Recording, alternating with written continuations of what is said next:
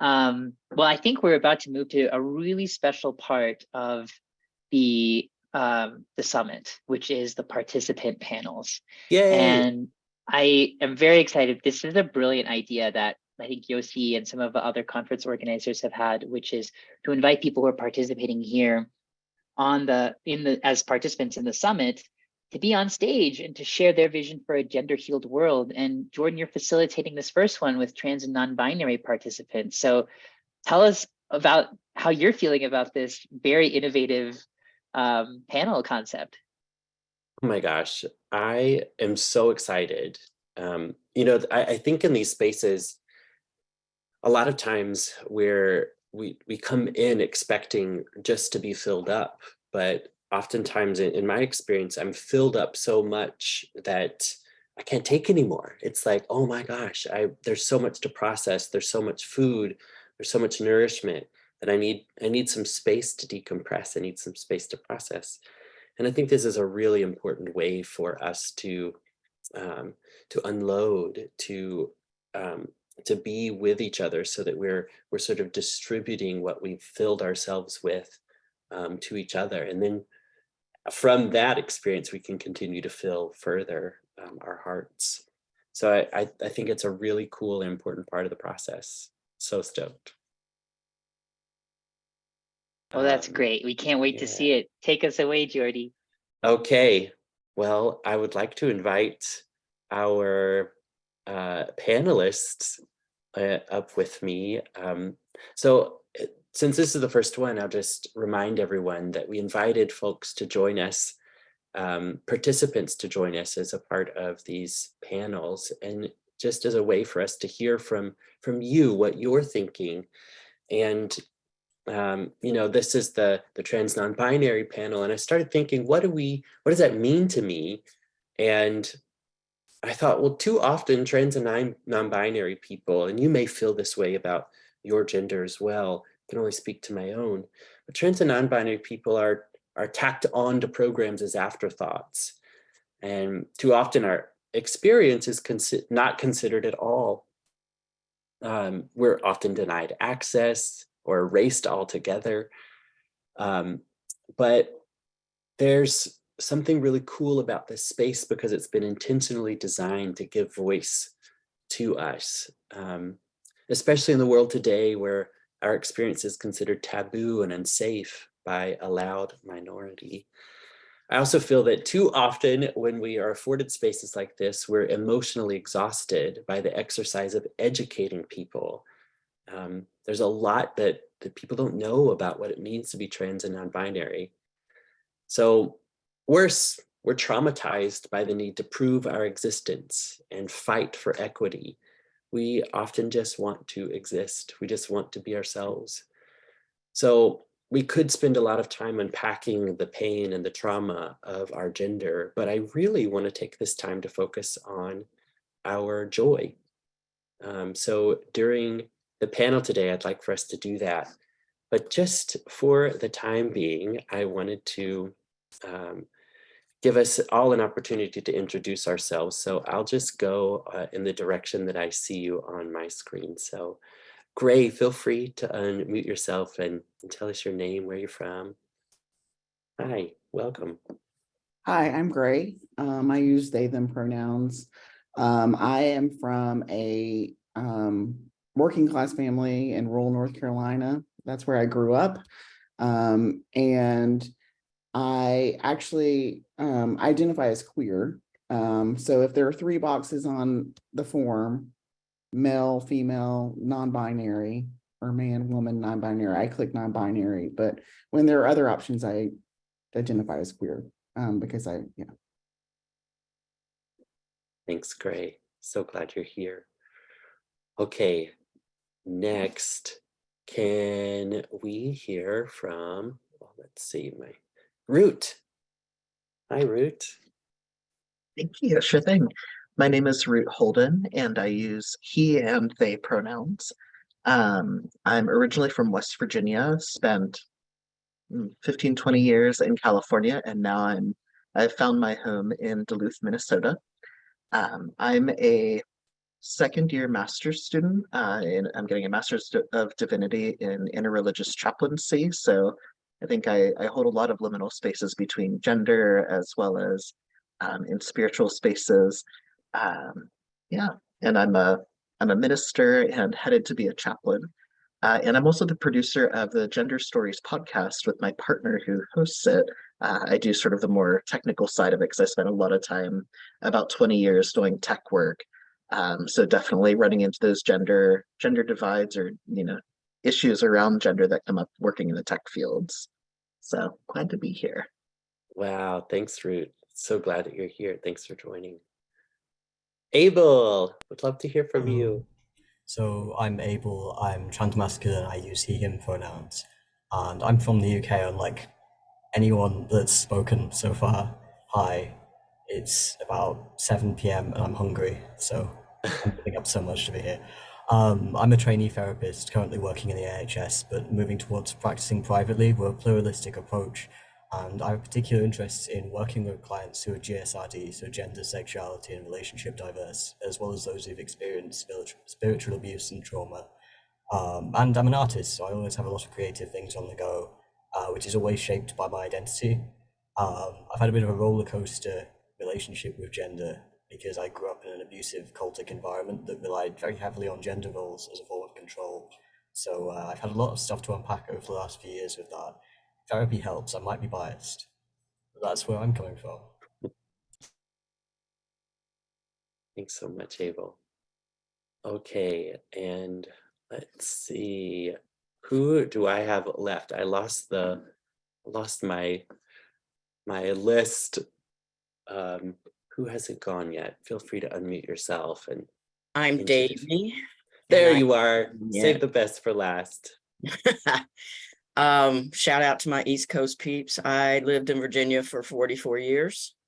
I've spent the last 18 in Seattle.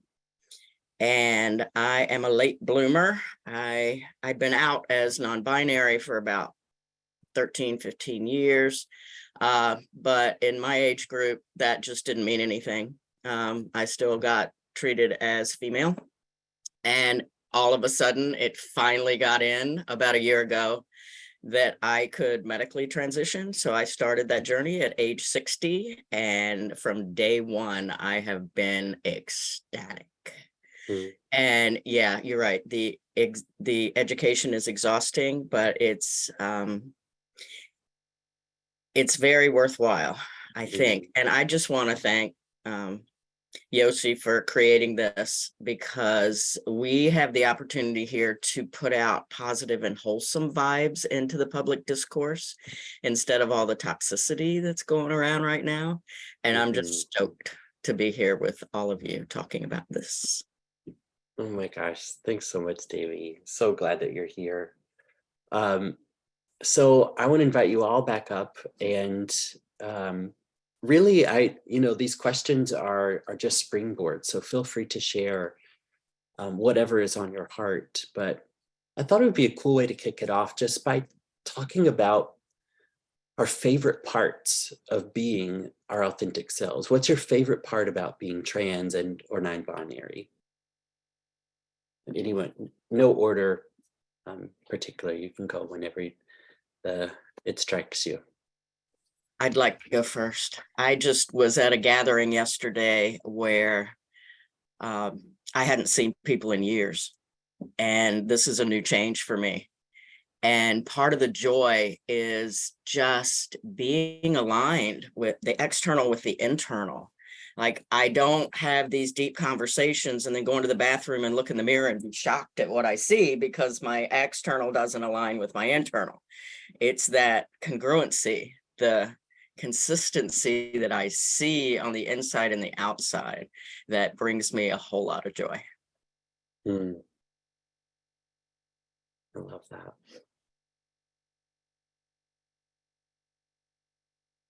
Anyone else have any thoughts? Oh, Root, I think you're on mute.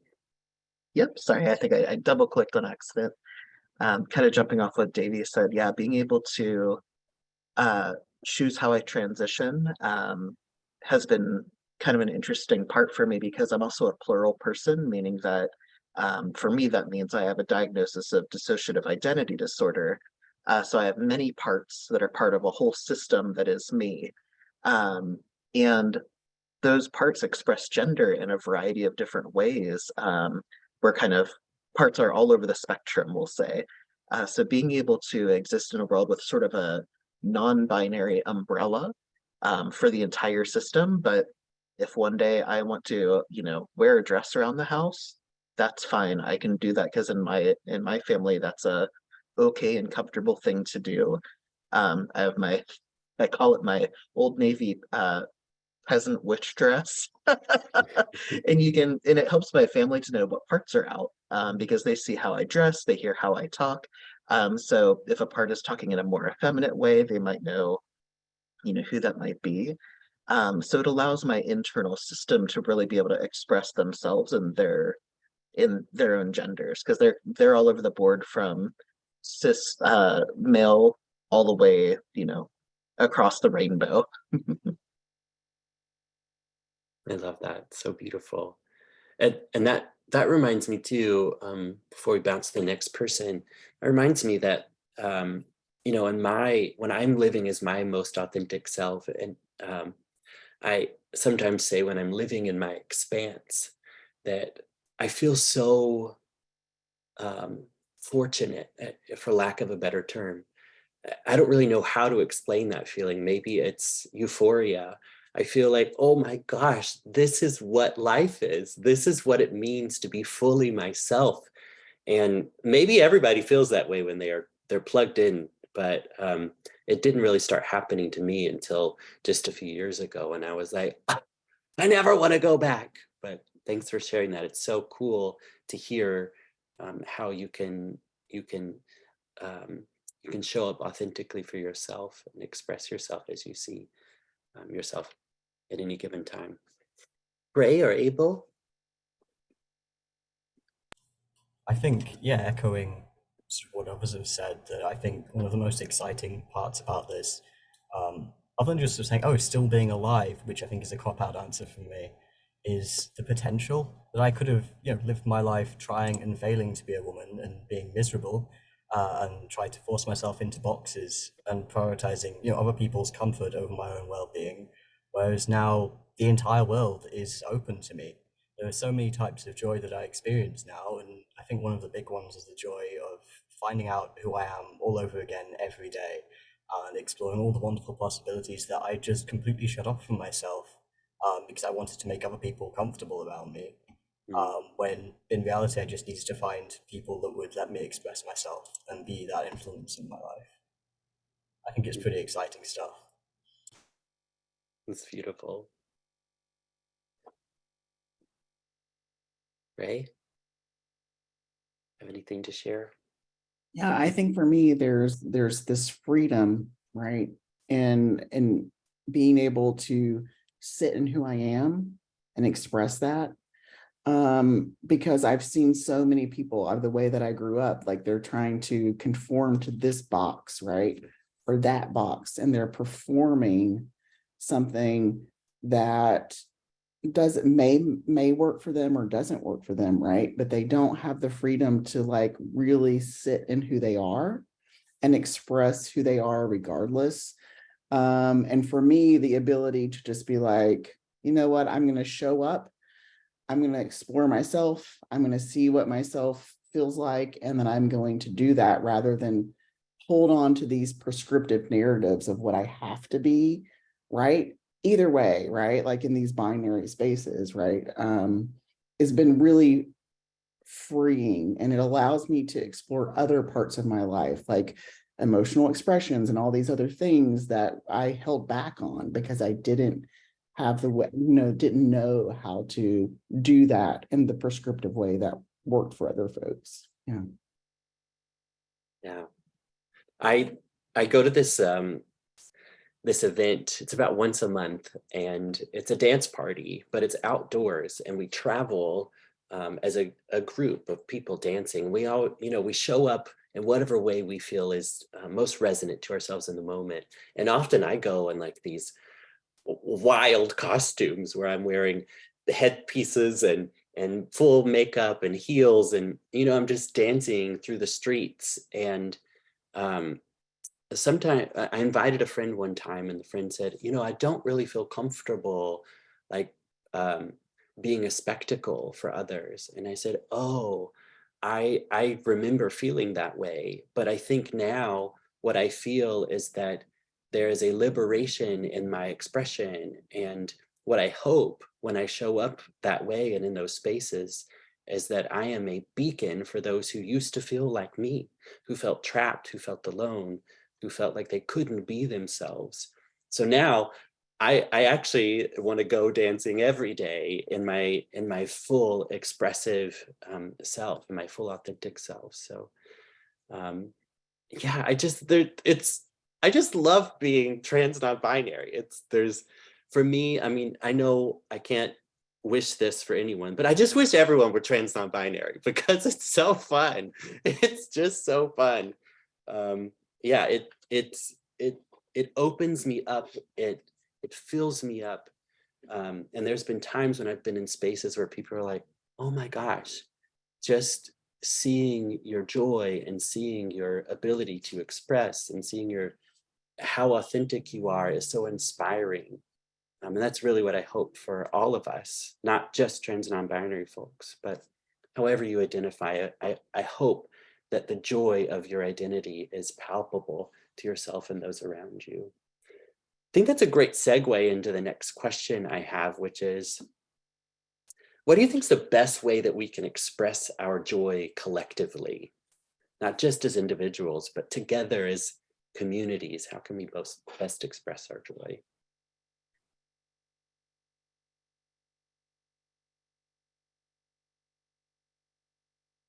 Jordan, I think your example is great of, your friends, seeing you doing the thing. For them, it may have been uncomfortable in that moment, but it's going to open them up to be more willing, maybe in the future, to take that step or to express their gender in a way that feels comfortable for them. I think that community piece is huge. It's interesting because we're seeing, I don't want to say the trans youth because that feels very confining, but it's like we're seeing trans youth leading the charge right now against a lot of the bills that are going through and really showing up and taking up space in ways that for some of us, when we were first coming out, it wasn't safe. It's still potentially not safe for people to do so, but those youth are able to do that because of the folks that led the way. We'll call us the elders. I've only been out for about 7 years, so I'm still a baby trans when it comes to the reality of things. But really having those community spaces has been huge. Like I'm in basically rural Duluth, and we have a huge trans community up here. And there are multiple events a year that are focusing on trans joy, and there is a lot of support groups and things like that are happening as well to keep people connected and communicating. But we are showing up publicly in our space, and it's rural Duluth, so it's kind of it could go either way, but for the most part, we are finding support from the wider community and what can be a very conservative community at times. So I think that's a piece of it, is just all of us kind of holding hands and taking that step together is one of the biggest pieces, of showing up together.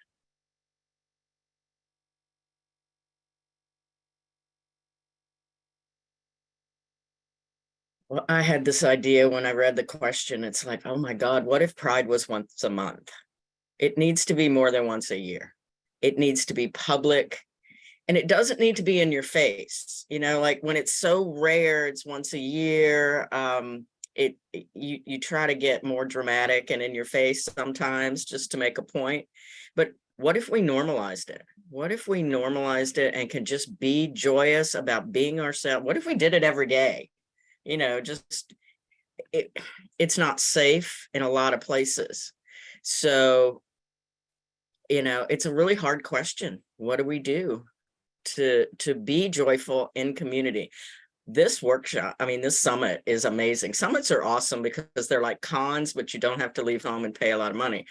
But it's really, and this panel is so great because summits are really a lot of one-way transmission, and this is a way to interact with the participants. So I really do appreciate this opportunity.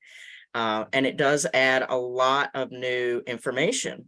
I got a lot of information about, the male experience, the cis male experience from a couple of the sessions. And so if we can all get together and just be joyous in who we are, I think that's going to move us along.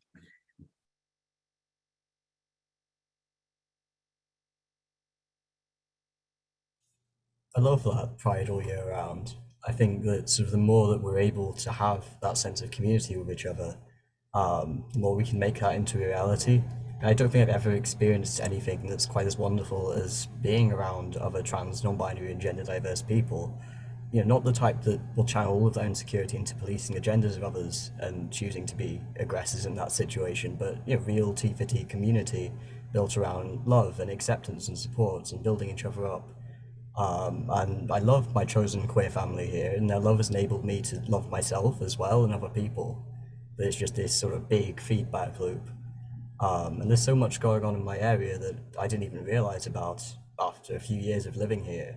And now it just sort of feels like there really is sort of a place here for people like us.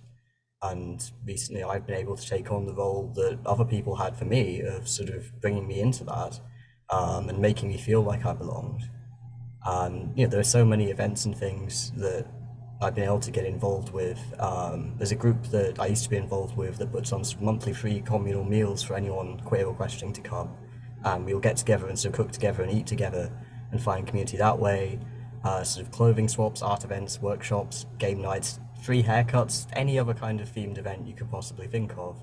And being able to contribute to and receive that feeling of love, belonging, and community when there's so much that's trying to separate us and isolate us and stop us from living as our authentic selves. I think one of the most powerful things we can do is to thrive and help others do that as well.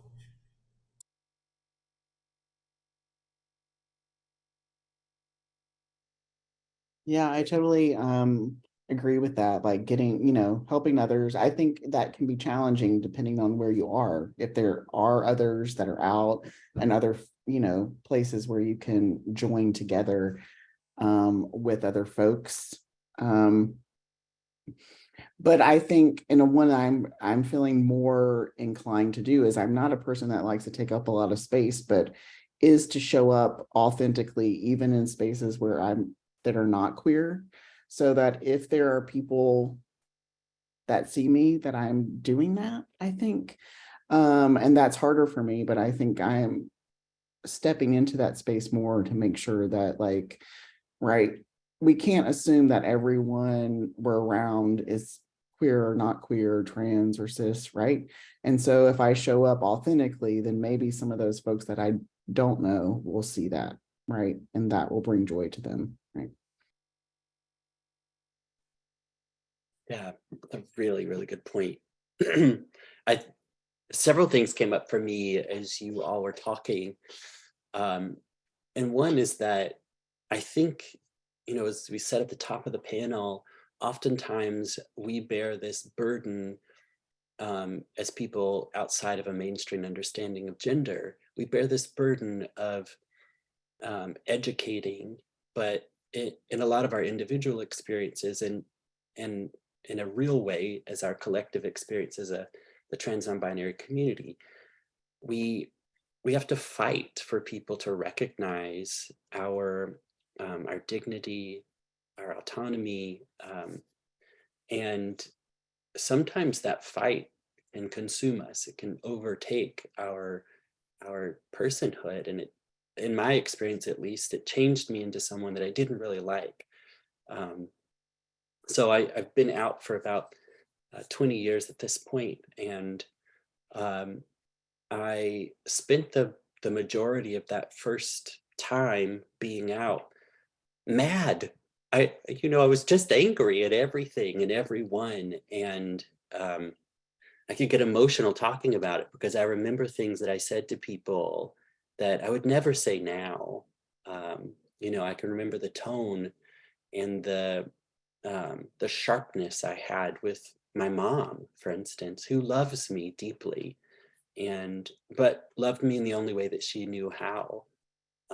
Or my grandmother, who was like the sweetest person on the face of the earth.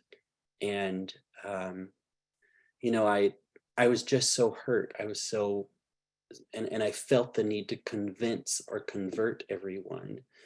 Um, so I don't want to dwell on that too much because we spend so much time dwelling on that. But what I do want to, that was a preface to this new mode of operation, which now I'm really resting in and really finding a lot of joy in, which is, I don't know that any of my past uh, dealings with people, that mode of trying to convince or convert, that fighting, I don't know if any of that was impactful. Actually, I don't know if I changed any minds. I don't know if I changed any hearts. I don't know if I brought people to my side, if you will. And I don't really know if that is ever how it works. But I will say this, when I started resting into my joy, when I started giving over to my authenticity and just showing up in spaces as myself, not as a person who must prove things to others, but just as a person who is, then people started saying, wow, Jordan, tell us more about this thing. Tell us more about who you are. Share with us how you're so calm. Share with us why you're so joyful. And I'm convinced now more than ever before that the best way that we can collectively share joy is just to be ourselves. That I don't know that we have to do anything, though. David, to your point, sign me up for Pride 365, baby. I'm there. Um, I and you brought up a good point. Like sometimes Pride, I feel like we have this we feel like we have to be in your face, but that is definitely a defense mechanism. It is a reaction to the way that the world has treated us. But in all honesty, like I'm everywhere I look, whether it's the Disney movies that I watch or the HBO shows that I watch, or you know, I'm walking down the street, everything is in my face. You know, people are just people, and we're all existing in each other's faces. So when we show up authentically, what we've been told is don't be in our face, but really, let's just be authentic. Let's just show up as our most joyful selves, and then we'll all be in each other's faces, and it'll be great. And when it's not, that's fine. We can go to other places to find alignment. And Abel, I think you brought up some really good ways to do that, which is to provide needs. When people have a need as simple as a haircut, like me right now, I feel like I want to go to my trans non-binary siblings and say, like, show me the love, give me the haircut that I need. And I just think that all of that, everything that you all have said is just so beautiful. And I think it paints a really holistic picture of what true community could be. I think trans non-binary people are community holders. They are the people that have so much empathy, one out of necessity and out of experience, but I don't know. I think maybe it's just like the universe's way of ensuring humanity stays empathetic is by ensuring that there will always be trans non-binary people in the world. Crazy theory, but I don't know, maybe in 100 years we'll all see that I'm right. But I digress. I will pass the mic on to you all again. I'd love to spend the next 10 or so minutes on this last question, which is, can you describe your biggest hope for a gender-healed world?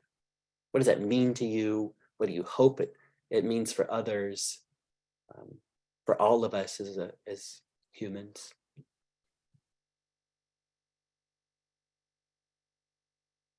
I think, you know, obviously gender is something that's been put on all of us, you know, cis or trans, by other people, sometimes since before we could even move about in the womb. And this rigid binary is something that causes problems for everyone, no matter where you fit in or don't fit in. There's a reason why, sort of, for example, anti-trans bathroom legislation is going to disproportionately affect cis people who aren't trans, but whose appearance doesn't 100% conform, like cis women who are tall will have leg hair, or cis men have long hair, and anyone that's not white, especially. The system is based around trying to identify people as other and less than to maintain superiority, and it's not working for any of us. And I want to believe in and work towards a world where we all have the kindness and respect towards ourselves and each other to break that cycle and step outside of that system. Basically what I'm trying to say here is that for everyone, and yes, this includes cis people as well, I really want people to be able to have fun with gender. You customize it, keep the bits you want, switch out the rest for other stuff. You are your own creation. And when you do that and you explore yourself and you love yourself, instead of policing other people's gender diversity, you'll find yourself getting excited about it because its difference is no longer a threat to you. It's something wonderful. A Carl Jung quote that comes to mind is, and I might be butchering the wording here, where power predominates, love is lacking, but where love rules, there is no will to power. And that is what I want for the world. I want to live in that kind of place. I want to make that kind of place.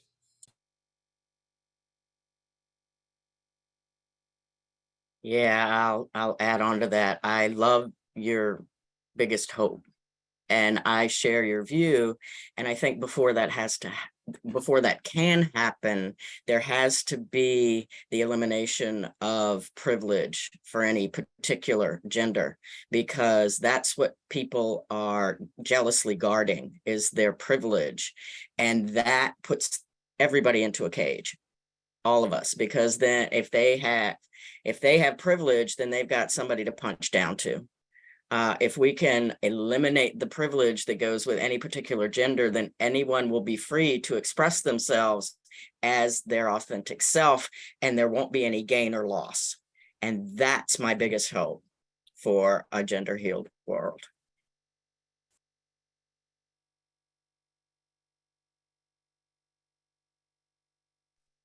Yeah, just to add to some of that, I think, and Andrea Gibson said something about this yesterday, is that my hope would be that privilege wasn't there, but also that instead of in the womb, we're prescribing these ideas about who people are, who they're not, even when we know, even when people are born, they might be intersex, right? This is right, that that children get to choose, right? They're presented with the spectrum. And before we tell them who they are, they get to choose who they are, right? And that we all get to choose that. Even now as adults, right? Like maybe we reassess, right, where we are and choose who we want to be versus like being forced into one of the boxes, I think.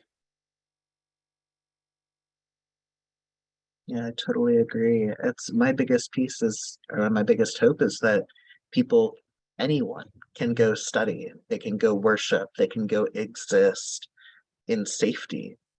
That there isn't a, well, I can't go do that because I might get seen, or I might get, caught, or, someone might perceive me in this way. Like all of those pieces, I would like them to just not exist. I mean, honestly, but we know with systemic racism and injustice, as well as gender discrimination, um, we have a lot to work on as a society. But safety is my lowest common denominator. I think just being able to go and do the things that we want to do with the people that we want to go and do them with, is just the basis level I can think of. And to be able to experience joy, when someone does try on that dress for the first time, or they, some very masculine, seeming person, discovers like, oh, actually they love to cook, or, oh, actually they're the person in the house who's best able to clean because they're, the most abled in terms of body and ability. That there shouldn't be a reason why they wouldn't be like, oh, well, I'll just do this because I can, not, oh, well, this other person should do it because, fill in the reason here. But to be able to just eliminate the silly pieces and focus on the joy of, yes, let's go do the thing. Let's go make sure that everybody has a haircut that works for them. I'm privileged to have a trans woman that runs a barber shop here in my city, and it has become a sanctuary space, a safe space for a lot of trans folks in our community. So being able to have those sorts of spaces just exist, just be everywhere, would be the biggest piece for me. Being able to walk in and say, I would like to get this just because I do, without having to feel like justification is necessary. Just doing it because you know that it's okay for you to do. I love that. Yeah, I guess, I mean, all of you bring up such great points, and I guess the only thing that I would add is that when we enter into an interaction with another person in a gender-healed world, what I would love to see is that there is a curiosity in every interaction. There's no assumption, and I'll share about this a little bit later today, but I've seen that really play out in my family dynamic, and it's one of the hardest things, I think, you know, when we know a person a certain way, and then our expectation is required to change, or our understanding is required to change. There's a lot of resistance. There's a lot of hesitancy when that is just difficult for everyone involved. It's difficult for the person who holds the resistance. It's difficult for the person who is feeling the resistance. So what if we just replaced everything, all of the resistance, all of the hesitancy, with curiosity? How beautiful it would be if we were just curious about one another. I say that I don't actually think that there's a gender spectrum. I actually don't think that there are, there's no such thing as gender labels. I mean, there are, because we use them and they affect real people. But when I think about it from a super high bird's eye view, I think that gender is this amorphous cloud, and there's 8.5 billion different genders in that cloud. And each one of us has a droplet in that cloud that we get to describe and that we get to create for ourselves. So that curiosity is about knowing all the droplets that make up the cloud, and how beautiful that would be, instead of navigating the world through our own assumptions. And I think it's so possible. I've seen it happen in various microcosms, but that gives me such hope for how it can happen on a macro level. We've got a few more minutes. We have some questions in the Q&A.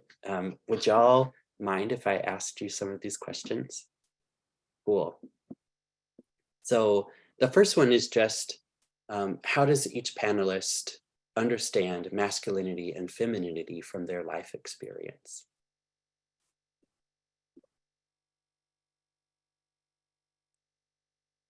I'll go first. I used to think it was a matter of just the mood, or the intent or preference, but that changed when I started taking tea. And I realized that the fuel that runs the body has a lot of say about things. So now I am in this gray area of, I don't know what the hell it is. Yeah, I think when I grew up, of course, I was expected to conform to one of these, and it was very clear that one of them was better than the other, which it still is. And I think when I'm living at home in my world, or I'm in a place like this, I don't even think masculine and feminine. But then I'm forced to go into the world and pick a bathroom, or go to the airport and they pick a color. But when I'm not in those forced binary spaces, I don't think it doesn't even, I just exist, I guess. Yeah. I can really relate to what you're saying with that, because although the way that I choose to present myself to the world is as a binary trans man, um, I feel like the way that I see it in my head is that I'm not completely convinced by the idea of gender, where I just sort of see myself as a person and I see presenting male in a masculine way as a choice that I'm making, where it's like, okay, you guys are giving us these boxes. I think I like the shape of this one better, and it's mine now, and I'm keeping it, and you can't make me give it back. Whereas at the same time, when I look into it on like a really deep level, I don't see myself as being a gendered being. I see the gender that I choose to assign to myself as somewhere that I'm comfortable and something that I really like, because I was able to make that choice. But you know, when I think about myself as a kid, I don't put a gender on that. And when I think about the way that I used to identify, you know, a good few years ago, I don't think that's any less genuine than the way I do now. I just think it depends on the person, and we've made all this stuff up, so we might as well have fun with it.